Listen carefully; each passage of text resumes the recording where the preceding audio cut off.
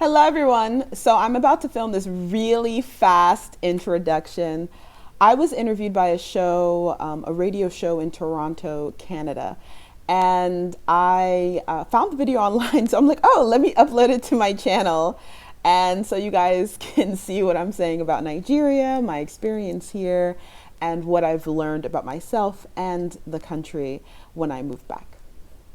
We're fortunate here today because we have a very special guest joining us to discuss the topic of today, moving from the diaspora to Nigeria. And we're joined here by Iveoma Orakere, sorry, Okbakreke, sorry.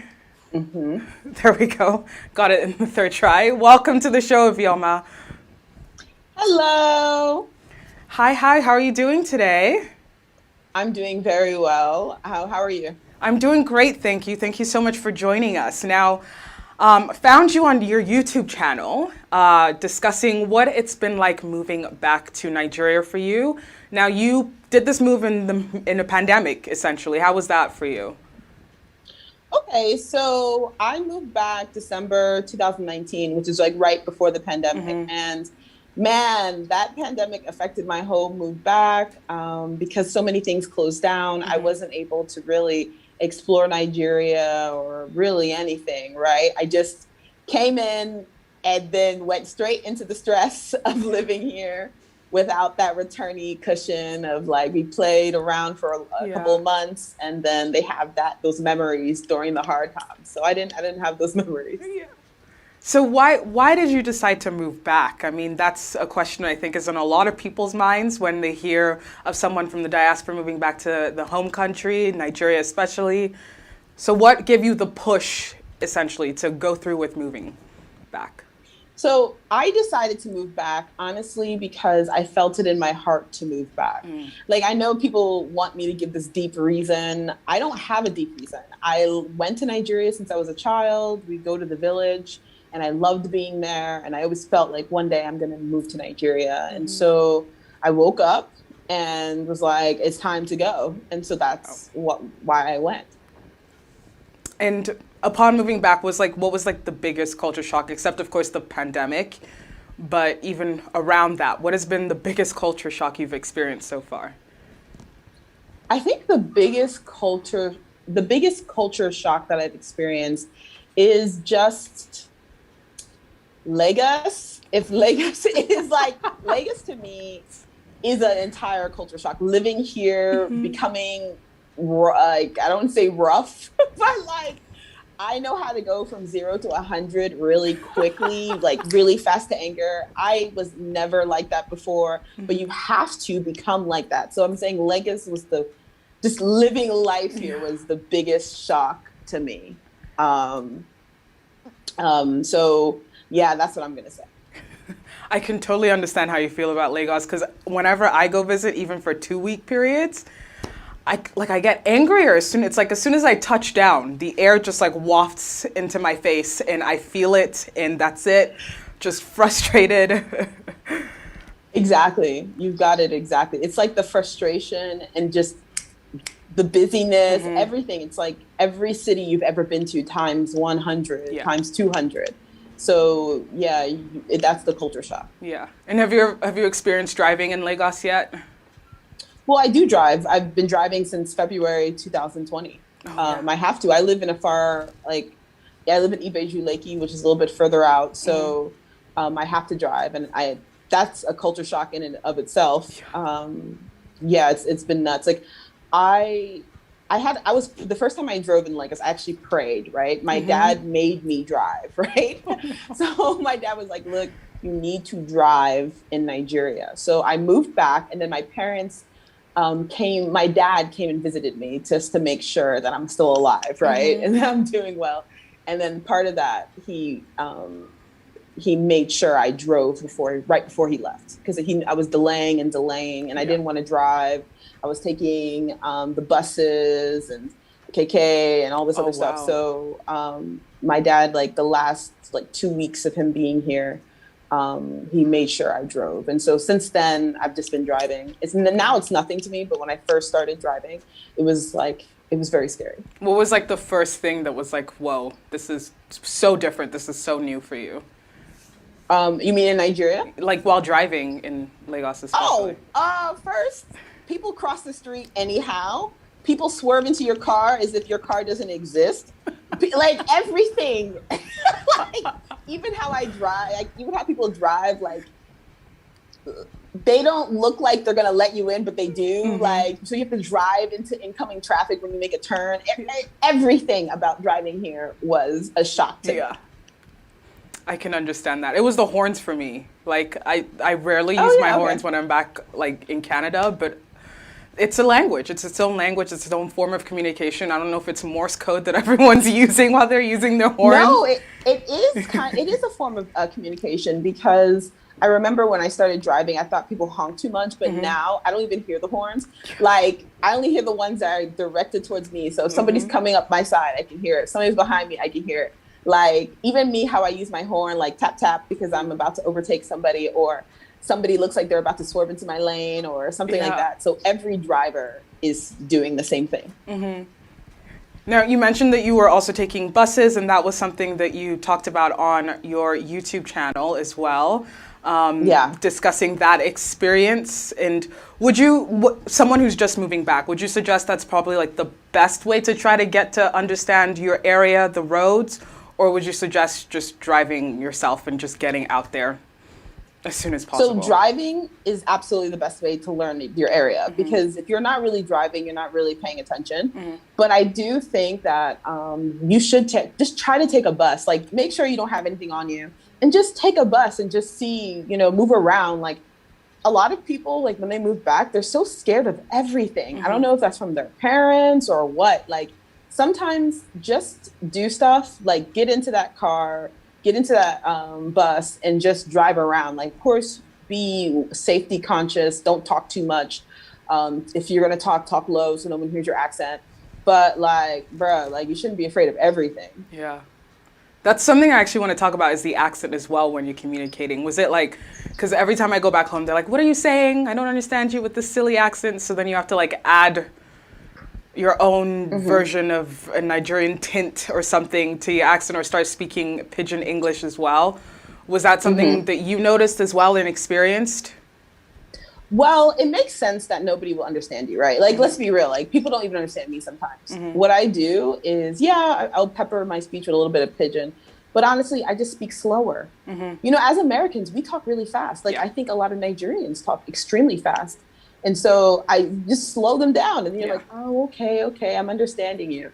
Or sometimes when I would go to the market and slow speech didn't help, I would be like using sign language. Hey. I'll be thinking of, if a Nigerian were saying this word, how can I say it? I remember when I went to buy a fan, and I kept on saying, I know you guys have a fan in here. Like, where's the fan? Where's the person who sells the fan? Nobody understood what I was saying. And then I actually had to sit there and I had thought, and people surrounded me, like really trying to help me, right? Yeah. And I'm doing gestures. I'm like, it blows air, like, it's, and then they still didn't understand what I was talking about. So then I thought about it. I was like, okay, how would I actually say this? And then I'm like, oh, fawn. And they're like, yeah, okay, yeah, we know what that is. I was like, I could have saved myself all this time. I could have saved 15 minutes. And I'm looking at people like, are we serious? You don't really, you don't understand what I'm saying, but I understand what you're saying. But I forget I grew up in the States and with my parents and my relatives who are Nigerian. So of course I understand the Nigerian accent, but it does make sense they wouldn't understand me. Yeah. Well, like when you told people that you were moving back home, was like the reaction like excited for you, or were they like, what are you doing? Why would you do that? So Nigerians are typically really negative. Nigerians who are born and raised in Nigeria are the most negative about any sort of move back. I'm going to be honest. I don't think I got only one person. Well, my friend Diana, and then maybe a handful of other friends are like, yeah, you should do it. But nobody really believed that I was going to move back until I actually arrived. They're like, wait a minute, you moved? So, I got a lot of hate, a lot of negativity. Not hate, I got a lot of negativity. Like, oh, you're going to die. You're going to get stabbed. You're going to get kidnapped. You're going to get this, that, and the other. You're going to get robbed. You're going to get murdered. Actually, is that hate? Yeah, I mean, it's like a little hateration in the bleachers. Yeah, okay, then that's hate. Then okay, fine. That's hate. So I thought about it, I was like, this is sounding a little bit like hate. Hate to me sometimes means like, oh, you're gonna fail. So nobody really told me I was going to fail. They just told me I was gonna get kidnapped or murdered. So never mind. And here you are. Thank God. Here I am. Now, speaking of that, you talk a bit about, the whole safety issue that a lot of people are worried about traveling through Nigeria because of, you're going to get killed, you're going to get kidnapped, they're going to call us up for ransom. Like, I hear that all the time. But you're making it a point to show and guide people that here you can still see and enjoy Nigeria. Why was that important for you to, have this platform to really show that part that I think Nigerians sometimes, since so many Nigerians are disappointed in the state of Nigeria, which does make sense. Even I'm moving back. I don't think I realized the state that we're in until I actually live here. And I'm like, whoa, what is going on? So a lot of Nigerians who do talk negative about Nigeria. It makes sense to me. I understand. But I feel like I need to be that voice of reason and common, like let's be normal. Like sometimes Nigerians are a little bit over the top with their negativity, and I feel like I'm that normal voice because I do acknowledge the security issues. There are certain states that I'm not going to go to. Are we joking? Go into that state. But there are a lot of other states that I would go to. There are a lot of other states that you can travel safely by yourself. I went to Enugu by myself. I went to Owerri by myself. There are loads of places. Iyo, I would go by myself. Abuja, absolutely. Yeah. There are so many places in Nigeria that are beautiful that you can travel by yourself and be calm, cool, pay attention to what's happening around you, but you don't really need to be that concerned. And Nigerians who move, they don't tell you about those places. So here I am to tell you that you can move and you can travel around certain parts of the country in a more secure fashion. But you do have to recognize that Nigeria, as it is now, the security is an issue in many states. But there are plenty of states that are still beautiful, still you can still go to, you can still travel to. Lagos is not, and even Lagos is actually really not that bad. Of course, there are certain areas in Lagos that are horrible, or not that safe. I shouldn't say horrible, but not that safe. But large part of Lagos is not even that bad. Like the islands, I've gone many places here, by myself. So I just think that at least I'm showing that it's possible because so many of the Nigerians who are born and raised in Nigeria are telling their children and telling relatives and telling strangers that, oh my God, you're going to get killed, murdered, and kidnapped, and you're going to be a liability to your family, and they're not telling the other side, which is like, well, actually, I did have a wonderful childhood in Enugu. Like, you know what I'm saying? That's my voice. That's what I do. To share like the full picture of Nigeria, that it's not just this scary death trap. Yeah. I mean, it's like, as you said, I understand where people are coming from. They hear stories of people that they know have been through some pretty scary things. But at the same time, there's also a beautiful country to explore. So how would you then suggest for someone, someone like me, who maybe doesn't speak the language as well, and wants to explore my homeland, wants to be able to see other states except for, going to Lagos and maybe Oyo State on the side if I'm feeling fancy. Okay. What I would tell you to do at first is just focus on cities, because you have to understand that you also want to build your own confidence, because you think that maybe you're not paying attention to what everyone's saying to you, but you are. When people speak over you and they tell you those horrible things, then it lands, I feel like it lands in you. It becomes a part of you. So you need to start with these smaller, like Iyo, Abuja, even Enugu, these smaller, safer cities that pretty much nothing's going to happen to you if you stay wise and sharp.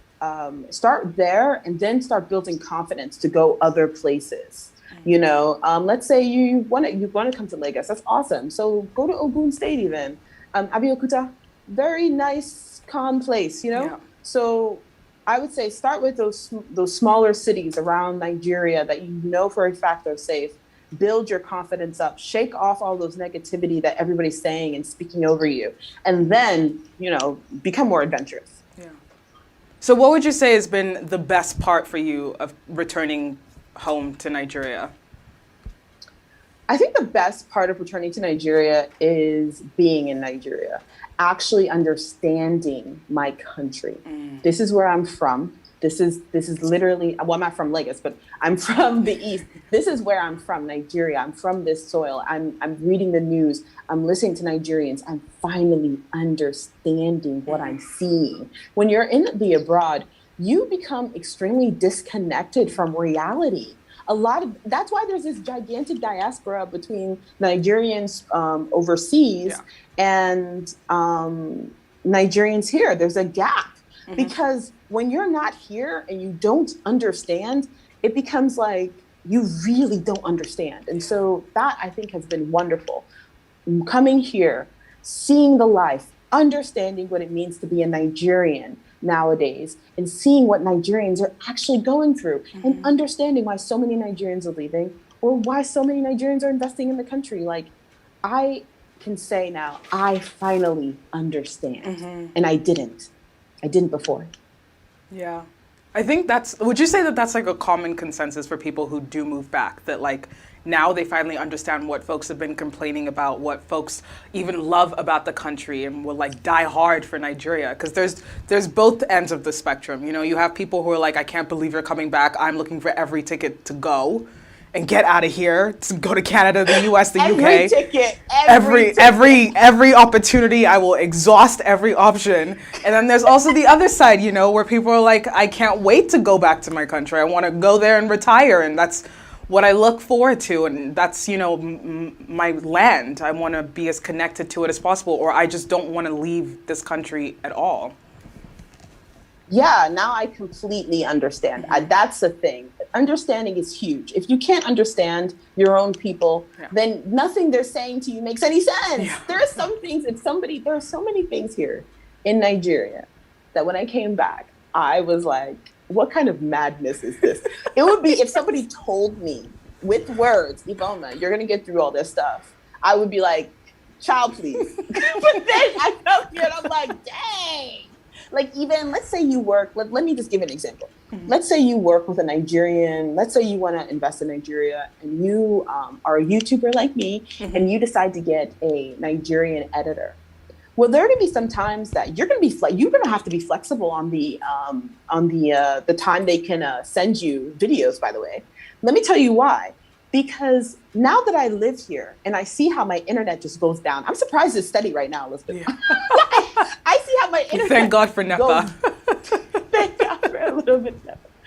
So I see how my internet will go down, or suddenly my network will just go. So I'm uploading a video right now on YouTube, or I'm sending an editor. So an editor, let's say, imagine you're not from here. You're not, you know the internet is bad.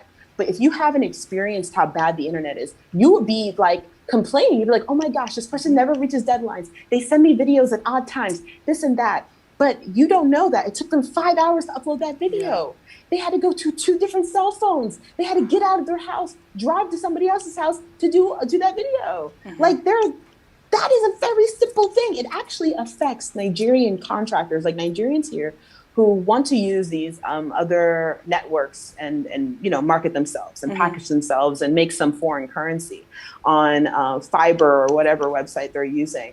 It actually affects them. Like, it affects the money. It affects the reviews and everything. Yeah. But now that I'm here, I understand them editors like Iveoma. Like, I've been trying for 5 hours to download this small file you sent to me. We're gonna have to do this video in 2 days. Then I'm like, okay, I understand. No worries. Completely get it, girl.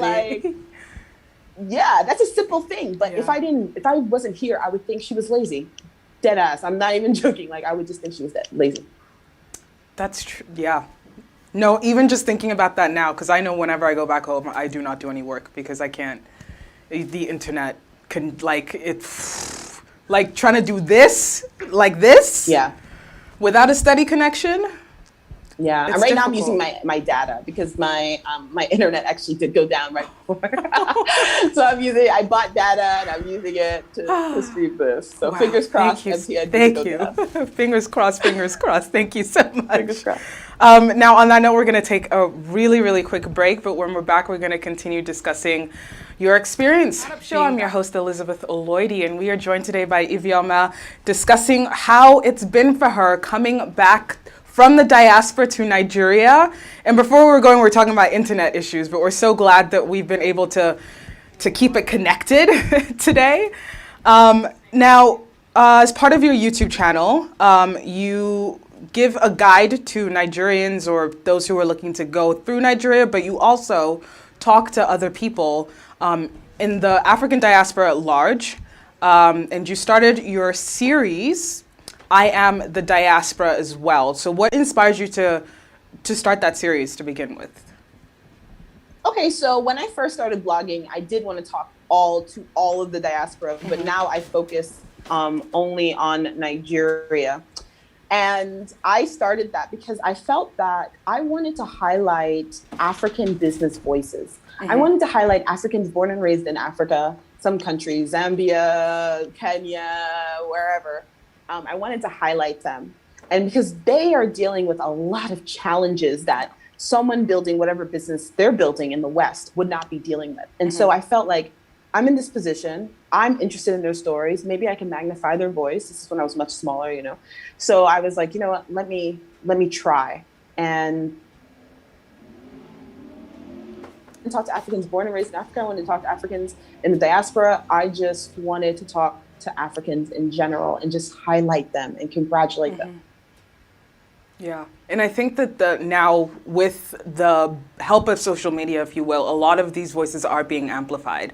You know, there's a lady. I know, it's awesome. Yeah, and even when what we saw with the EndSARS movement from towards the end of last year, that kind of spilled over to early this year as well.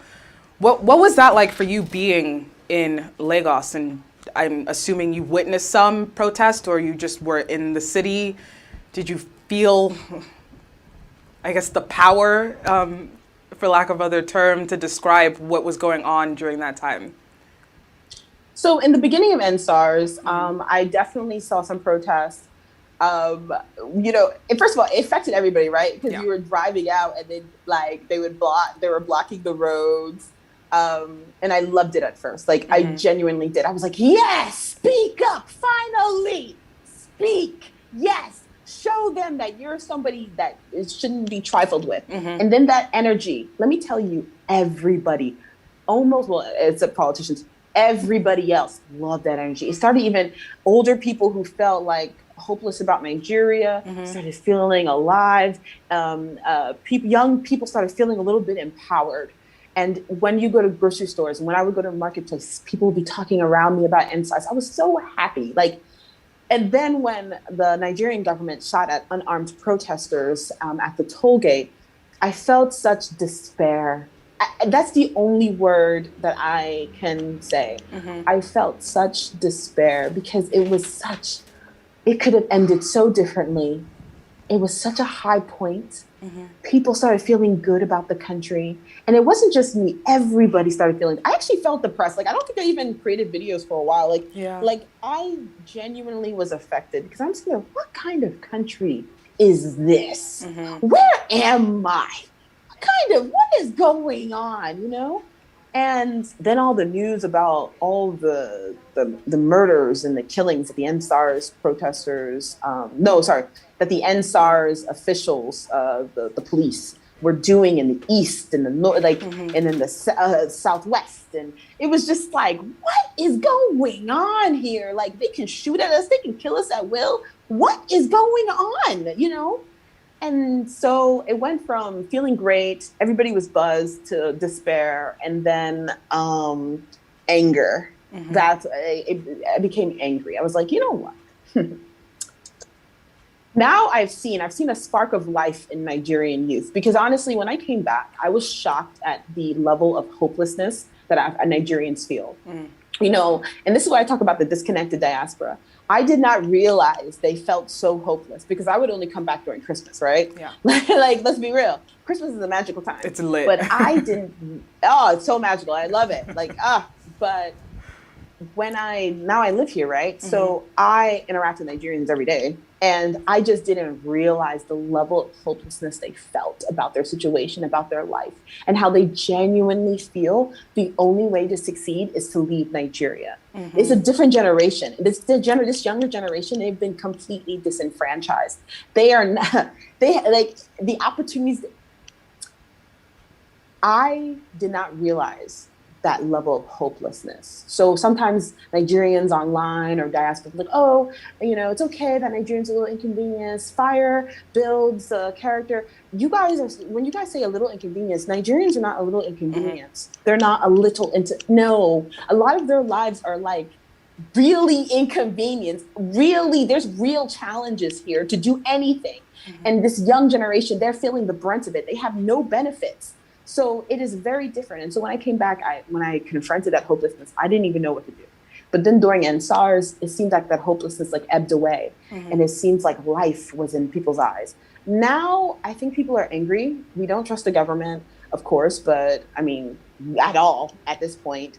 And I'm just, I don't know, man. It's very interesting being in Nigeria at this time. But at the time, after the shooting, I was very scared. I did briefly think like, oh my God, I need to move. I need to get out of here. Mm-hmm. I need to get out of Nigeria. Yeah. I need to leave. For 48 hours, I was like plotting how I can escape Lagos because so when the shooting happened, it seemed like cult members. So when a Nigerian says cult, they mean gang. So mm-hmm. cult members took over the streets and like, I was like, I didn't have enough food in my fridge. So I'm sitting there like, what's going on? Like, not only does the government shooting at people, now cult members have taken over the streets because they burnt down all the police stations. So I'm sitting there like, near me, they burnt down all the police stations near me. I don't know about other people, but so cult members took over the streets. So I'm sitting there plotting on how I can escape. And then after 48 hours, I calmed down. I was like, you know what? I'm not escaping. I'm not going anywhere. This is my country, good or bad. I moved back. This is an experience to really highlight. It showed to me how there is the security situation mm-hmm. in Nigeria is very, very bad. It's much worse than I thought it was. How quickly gang members can just take over towns, like streets, just take over the main road. How quickly they could do it. That I didn't realize it was like that bad. So, yeah, I feel like I'm rambling, but yeah, like it was just a very crazy experience. And I feel like now that that's over, the fact that I'm still here mm-hmm. Really says something, right? Yeah. It should tell people I really do love Nigeria and I really am focused on my goals. Yeah, I could tell. And I'm like, where, like, how? Why? Like after that experience, I would have been like, deuces, I'm good. I'm going back to where I came from, not dealing with this. Like that for 48 hours. Yeah, mine would have lasted longer. I would have been on that plane. Oh no, the reason I couldn't get to the plane, I live in Ibeju-Lekki. Mm-hmm. The road, so many people try to leave. They were blocked by cult members. No, every 500 feet, like, I kind of wish I took I was kind of scared, but I should have taken photos like just outside of my estate, like every 500 feet, all the way down in Lekki Epe Expressway was cult members they had tires and all this stuff. You had to pay them to pass if they let you pass at all, because I saw, anyway, it was just a very crazy time. And the fact that I lived through that and I had the option to leave and I didn't, like, I love Nigeria. That's love. I feel like there's equal love and hate for Nigeria, but I do love it. Would you say that the love, like, sort of, it's like, because it's like a fine line between love and hate. You know, they say that even when you hate it so much, like, you love it too much to let go of it, and you're holding out that hope that it's gonna turn around, it's gonna get better. So I am holding that hope. So everything I'm doing right now, mm-hmm. I realized when I moved back. So I was thinking, okay, within 3 years, Iveoma, you're going to be doing this and this and that. No. Now I've extended that time period to 10 years. Wow. Just because the current administration, from now until the end, like when the new president comes into power in 2023, it's actually going to get worse. And I have accepted that. Like right now, food is at an all-time high. Everything is high. Everything's expensive. I've never seen prices like this. Like, and then the Naira is even more depreciated. Yeah. So I have accepted mentally, and I've been talking to other people, and we just kind of like, you know what? It's going to get worse before it gets, fingers crossed it gets better. Let's see what happens in 2023. So for me, I'm thinking 10 years out. So 1 year down, so nine more years before I reach the level of success that I think I can. It's just going to take me a lot longer because I think I've realized the challenges that I'm going to face. Just being in Nigeria and dealing with everything that's happening right now. I also think the government's going to soon go after bloggers.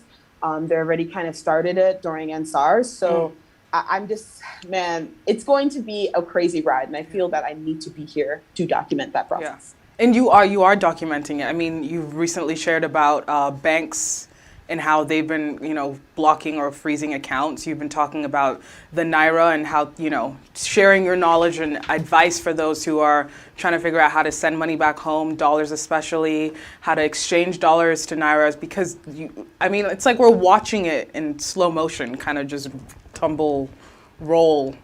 The Naira keeps depreciating. Yeah, like... I'm trying, because I understand the gaps, like, since I was born and raised in the US, I completely understand why Americans or American Nigerians or British Nigerians may be a little bit disconnected from the reality going on ground, especially American Nigerians. British are actually not so much, but like there's a reason we're so disconnected. And since I know what the gaps are and what things we lack, that's what I decided to create content to fill, because if you don't understand Nigeria, nothing that you're seeing makes any sense.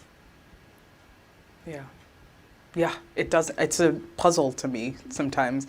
Because, you can't really get the full scope of things, as you say, when you come visit during a holiday season, for example, because it's like, yay, excitement, festive. Everyone's excited because all their relatives are back home and they're all together again and we're excited. And more money. Yeah, more exactly. money It's dirty December, spending however, acting like January's not going to come. January's rent isn't going to be due. It's a good time. But then when it's a very good time. I love December. Yeah. I love it too. But then when you extend it for past that period and you start to, it starts to settle and it starts to sink in, oh, okay, this is every day. Yes. So what you just described, reality, is actually funny enough. I actually spoke to my friend this morning about finally reality has set for me. Yeah. It's taking a really long time to get over the honeymoon period, which is actually kind of crazy because I did move during COVID and you would think that I would have just fell out of the honeymoon period so fast. But I don't think I did until I decided to live in Nigeria. So my first year, I'm going to be honest, to me was a test run. Let's see if you can do it. But I don't think I really decided in my heart that, oh, no, you're not going anywhere. Until this year, January is when I was like, okay, Iveoma, you need to make plans for the future. What's going on? And then I decided in my heart, I was like, okay, I'm moving. So now reality has really sunk in, the day to day. And I'm sitting here thinking this is my life. I'm going to have, God willing, I get married soon and have children. This is what's going on. For the next 9 years. 9 years. And I'm thinking Mama, you said 9 years. What's going on? What's going on with me? Why do I love this country so much? Even I'm confused, So the reality has started sinking into me and my life and just how I'm building it and everything. And so I think that the content that I'm creating is reflecting that. And on that note, we are going to take another really quick break and stay tuned as we continue with our conversation here that we can share that update. Now, again, back to our discussion here with Iveoma. So you say reality has sunk in for you. And you say that it took you a little bit longer, maybe, that the honeymoon period had lasted a little bit longer than you had expected. On your channel, you also speak to other, should we call you returnees? It's the best way. Other returnees. Would you say that was similar stories that you can share, or was it that what is the most common thing that you've heard from other people that have also come back to Nigeria to live? So the most common thing I heard is actually they didn't realize how difficult life here was. You know, they didn't realize how difficult and how expensive things can be. And I think that shocks us all. Like, I mean, honestly, we look at the strength of the Naira, we're thinking like, why would I spend more money here than overseas? Yeah. But we forget that Nigeria imports every single thing. Like, everything is imported. So that adds price, right? And so, yeah, and then people don't realize how difficult it is. Like these little annoyances, like the electricity, the light, and all that stuff. It adds to like the stress that every single day there's something wrong or something is going on. Like each day is not like the next, right? Like in the West, like honestly, most days are like the next. I mean, versus this gas explosion that happened with you guys. Outside of this gas, this is like the craziest thing. But like, honestly, if there was a gas explosion down the street from me, it would just be like, okay, like that's another hurdle that I have to get over today. Yeah, exactly. Like, yes, like, okay, well, just stay home, Iveoma. Like, call whoever you're gonna go meet and say, oh, you can't meet them today. Like, I don't know if I have PTSD from being here, but like, I'm literally, nothing surprises me anymore. Nothing. I used to think I was stone cold because I spent some time in New York. I grew up in Jersey, whatever. Like, please. Like, there are some things when I moved back shocked me, but now nothing will shock me. I'm like, okay. It is what it is. It is what it is. It is what it is. It is what it is. So, but what are like some of like the good things that is like common good that most people notice, you know, because it's feel a little daunting here. I can't lie. Yeah, I feel like I probably didn't make it better for you. And that's why I'm not moving back. That's what I know. You're like, girl, I'm not moving back. So here's the thing. Here's some great things about Nigeria. So fresh food and vegetables, like, even though I'm sweating right now because I turned off the fan because I didn't want the sound to affect this. I feel like I'm so much healthier being here because first of all, there isn't sugar added to anything. Like even when I first came back, I was a sugar addict. I'm gonna be honest. I didn't realize how much of a sugar addict I was until I came back. And then I tried to have the ice cream here. I was like, what the heck is this? And because it is not because it wasn't good, it's just because there wasn't a lot of sugar. And then I would try to have like sweet things that people say here are sweet, and they're not sweet at all. And so then I moved to fresh fruits and vegetables, so my skin looks better. I look better. If you look at videos of me when I first returned and how rough I look, I genuinely look better, even though I don't wear any makeup anymore, face stuff anymore. I look better. So the fresh food you can look forward to. Honestly, understanding and kindness. You know, people don't talk about this about Nigerians, but the average Nigerian, I guess because we deal with a level of stress every day, is actually pretty forgiving, to be honest. They are very forgiving, especially a public outburst. Nigerians would get involved if somebody was fighting in the street. They won't be filming it. They'll literally be like, bruh or sis, auntie, grandma, calm down. Like they'll genuinely like be invested in other people. You can easily find a Nigerian here who will invest in you, not just financially. I'm talking about like they'll be focused on your career. I don't think that's that easy in the West. Like I don't think it's that easy in the West. Here, it's a lot easier. Like Nigerians even physically fund so many other Nigerian businesses. Like it's easier here to get funding for your business than it would be in the West because you are, Black and Nigerian or whatever. So I am surprised at how Nigerians do support Nigerians. They really do. There's a reason that people know our fashion. There's a reason people know our music and our movies because we support our own. So imagine going to a country that will support you.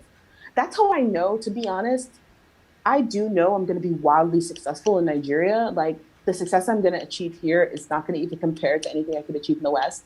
I know that I'm going to be wildly successful here if I just keep going, keep working, and keep building those networks. There's nothing like being successful in your own country. So I think those are the positive things. Plus I have family here. Well, not in Lagos, but in the East. I do have some family, actually, a handful of family in Lagos, but most of my family's in the East. So it's nice to like learn my history, to go back and just, there's something about being from here and then going to your place and putting your feet in that soil and just feeling that energy. I don't know how to describe it. Like, it sounds kind of hippie, but I definitely believe that there's a confidence that you get from being part of the soil. There's a confidence you get from seeing people around you achieving who look just like you. You know, that confidence, that's why Nigerians are so confident. Yeah. So all that is, you have to get that here. You're not going to get that in the West. I mean, you're kind of convincing me here today. I can't lie. Oh, really? After all the horror. I know, but it sounds so beautiful. The sense of community, the support. It just sounds like. You will get support. Yes. Here. I'm going to be saying it. Yeah, that is fact. Like, the support you're going to get here, Nigerians don't even think of it as that big of a deal. Yeah. But because you're from Toronto, you're in Toronto, I was from the US, like, we understand that's not done there. Like, they don't get it. Mm-hmm. That's true. It's so inspiring. Oh, I love it. I love it. Now we're going to just switch gears a little bit. You also shared your experience with dating in Nigeria, which I think a lot of people can relate to. There was one particular story that you shared that, you know, you made a video about and you talked about. Can you tell us a little bit about how you've, I guess, navigated the waters that is dating in Nigeria? So dating here is actually pretty funny. Like, I feel like that's the only, I feel like it's kind of bad, but I don't take any Lagosian men seriously, which is actually kind of bad because I actually do want to get married. But men here is not serious to me, like, because so many men here are married. So the average Nigerian does get married younger. Mm-hmm. And I call it married on time. They get married on time. And I wasn't used to that. I didn't understand that because to me, like, a married man, even if you don't wear a wedding ring, you're going to behave in a way that implies that you're married, right? Mm-hmm. But men here don't really, let me give an example. Like, let's say a man approaches you and asks you out, right? Awesome. Then he'll take you around his brother and his cousin and his sister. And then later you'll ask, oh yeah, by the way, like, maybe he'll say something and you're like, oh, are you married? And he'll be like, yeah, of course I'm married. A guy literally told me, of course I'm married. And I said, of course. And he said, look how good I look. He said, married men look better. I was dead. I actually thought it was actually pretty funny that he said that. I was like, okay, well, I'm not interested in you because you're married and this and that. And he was like, I don't understand why that has to stop anything. Like, that's going to be the typical response you're going to get. It's going to be confusion. It's going to be, of course I'm married. Wow. They're going to take you around family and friends. Things that are just really bizarre. That in itself is a culture shock. I think I can handle the traffic. I think I can handle the haggling at the market, like bartering. But like, yeah, that was a big culture shock. I actually forgot about that. Yeah, because that was so normalized. But like, you're so used to it now. Yeah, because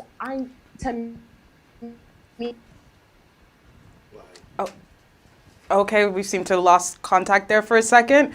But I mean, those of you watching right now, not to hate on Nigerian men, but this is just the truth of Iveoma's experience. I know Kenny's laughing right now in the studio. But it's always interesting to hear the experiences of others, especially when it's your home country and you hear so much. You know, now with the rise of social media, there have been so many reports about the conditions of the country, about how people's lives are going and their experiences on a daily basis there. And there's a lot of frustration, as we discussed earlier in the show, for people who are living there, frustrated, as opposed to people living here who may not understand those day-to-day frustrations that we view or hear about as often. It is definitely a big culture shock, even down to the dating. It's a culture shock. It's understanding the culture of people, the social norms, I want to call it a social experiment, because that's what it feels like if you're going to get tested to see if you're, like, figuring out who's married and who's not. It's like a game show out there. But all of these experiences come together to create what we know is the beautiful Nigeria that a lot of us are so proud of, that we're proud to be from. I'm proud to call, my motherland. I don't know if I'm going to call it home for 10 years, like my guest today, but it's definitely a place that I can say, yes, these are where my roots are from. Now we're going to take a quick commercial break. Make sure that you stay tuned. We'll be right back. Welcome back to the Chatt Up show. Again, just to want to remind you regarding our update on the gas leak explosion earlier on our road. We know that the evacuation notice has been lifted. So our road, Shepherd West Road, is lifted. Shepherd to Jane, lifted. Oakdale and Finch lifted. Oakdale and Shepherd are lifted within that area. I guess that those blocks. The evacuation notice has been lifted, so you can return now safely if you had evacuated the area. Now, we're just about wrapping up our show. Unfortunately, we lost connection with our guest. That is just the good old internet connection we were talking about earlier that is unpredictable and part of the, day-to-day life of living in Lagos, living in Nigeria. But, just from what we've heard Iveoma discuss today, I think it's safe to say that though there are frustrations that happen in that country that makes it just a little more stressful to live in, there's so much beauty that's still available and ready to explore. You can learn a little bit more about Iveoma's experience by checking out her YouTube channel. Hi, it's Iveoma, that's Iveoma. So you can learn a little bit more about what she's doing and what is part of her 10-year plan in Nigeria as well, and especially for the African diaspora too. It's always inspiring to hear from someone's firsthand experience of what they've gone through. I mean, not only have we gone through a global pandemic, but there were also the protests that, shook the world up, it woke us all up and had people speaking up after decades of staying silent, it seemed, had people inspired to speak up for their country, inspired to speak up for the nation of Nigeria, has definitely fueled a lot of passion for the country, and we saw that here today. Though she's been through her experiences, I think it's safe to say and conclude that Nigeria is home and it will always be home, and there will always be a soft spot in all our hearts, I think. I think we can agree with that. There's always going to be a soft spot in our heart for that beloved country here today. And with that, I don't think we have any sign of our guest coming back to join us. She's just joined, she's connecting. She's just reconnecting. Great, so that we can say thank you and goodbye to her as well. But yeah, I wonder how many people, are in the diaspora and considering going back to Nigeria right now. That would be really interesting. Then the show is definitely for you if you've kind of been teetering on that edge to wait and see if you should make the move back. Maybe something here you've heard here today has inspired you or scared you a little bit more to stay away, but there's that love there, and we love to see it. We encourage it. We support it, especially here on the GBCAM network. And she's gone again. Hi there. Good to have you back. Lost you for a second. It's that internet, isn't it? Girl, I was running around like my MTN went down. Like, Oh, no. It's all good. We have you back. Now, I just want to ask you just to round up before we let you go here today. What are three biggest pieces of advice you can give someone who's thinking of returning back to Nigeria, how to prepare maybe, or just what is your three biggest pieces of advice? Okay, so my three biggest pieces is, first, you need to build that network. My biggest mistake was not building a network before I arrived. I'm still suffering from it. You need to have friends. Understand you're moving to Nigeria and that you're moving to Lagos or Abuja. Build friend groups in those cities. That is a must. I don't understand what I was doing. You should build your friend group and build that network up in those cities, because your network is your experience in Nigeria. It's wildly important. It's number one. Number two, I think that you should also extend deadline, time frames. Many of us come back, we're like, within 1 year, we're going to be doing this. Within 2 years, we'll be doing this.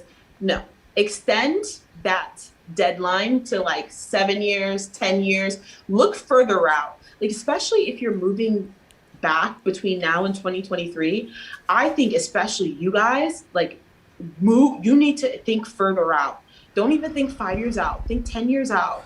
For real. That sounds like depressing, but it's actually not. Like once you extend the deadline and you understand that you have to get used to the system, that things are getting changing rapidly every single day, and you give yourself that leeway, you give yourself that time to be successful, give it 10 years, whatever goal that you have, set it in your heart and do it for 10 years. Because before then, you would definitely be successful. But don't do this whole 2 years, 3 years thing. No. Okay, that's me off the list.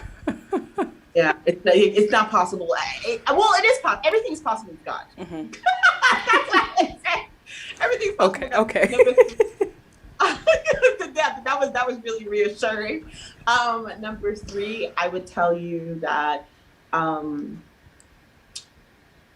you're going to be frustrated in Nigeria, but remind yourself of the good times. Remind yourself of the love of the country. Because if you do not love Nigeria and you move back from an easier country than Nigeria, you're going to be really frustrated. The people I know who go back are the ones that realism sets in and it's too hard for them. And instead of them just pushing through, it's a big deal. But if you push through that time, it will be brighter at the end. And that's the time I'm going through right now. Now life has got hard. And now I understand that I'm going to be here. So every day I have to push through. I have to be positive. I'm thinking like, okay, I love this. I'm grateful for this. I'm grateful for this. And I know that, and I'm telling you this because this is what I'm going through. Like, this is real life. You understand that once that excitement dies down from your move back and you're confronted with life, you need to inspire yourself. Life here is hard. So sometimes and the Nigerians here are depressed and a little bit negative about the country and its output. So you kind of have to ignore that, or it's going to rub on you. And then every day you're going to be negative and feel down. And you have to think of your 10-year plan. In 10 years, God willing, Nigeria is in a better place. Manufacturing's happening. That's what I believe. So that's what I pray on, and that's what I think about. So I would tell you, like, be hopeful. Don't let that hope die. And once realism sets in, it's fine. It's okay. It's a part of growing and returning. Don't feel down about that, and don't move back because of that. Oh, wow. Well, at least I have you in my network now. If I do decide to move back for 7, 8, 9, 10 years, it just sounds so long. Like I could do like a year just to dip my feet in the water, get some sun. The time will pass anyway. Just think longer. Just think longer. I can't. No, but I really do appreciate you taking the time to come on the show today and sharing your experience and sharing your advice as well. I just want to give you the platform to let others know how they can keep up and keep in touch, keep in contact, know what you're up to, check out your content as well. So thank you so much, Elizabeth. I love being on your show. If your fans want to follow me, check me out on YouTube at It's Iveoma, ITSIVEOMA. And you're going to find everything there. I also have a Facebook group called Iveoma's Guide to Iveoma's Guide to Nigeria. I just changed it. And you can find me in that Facebook group as well. And then my Instagram is It's Iveoma as well. So ITSIVEOMA. So just follow me there. If you want positive, factual information about Nigeria, or at least information that you can use as you move back, definitely check me out. We just need some support. Yeah. Yes. And I think you're one of the few who are giving the positive, emphasis on the positive, factual tips and guides to Nigeria as well. Thank you so much for joining us